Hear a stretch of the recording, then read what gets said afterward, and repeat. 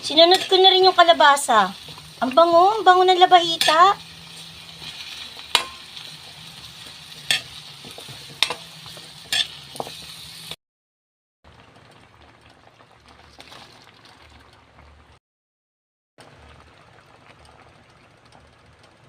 Yan yung pangalawang gata. Nauna na yung unang gata eh. Ito na yung pangalawa.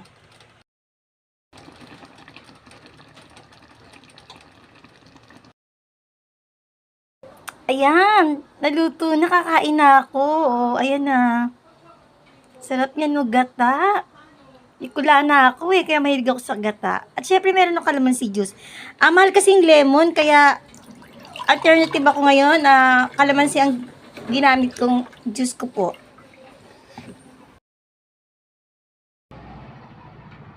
Ayan mga ka-idol, mga mamshi ko, mga Mars, naluto na po yung aking pananghalian.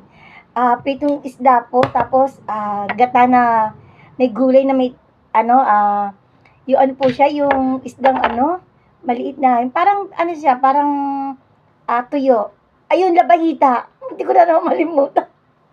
Malilimutan ko na naman. Tapos syempre, hindi pwedeng wala sa akin kamatis. Ayan.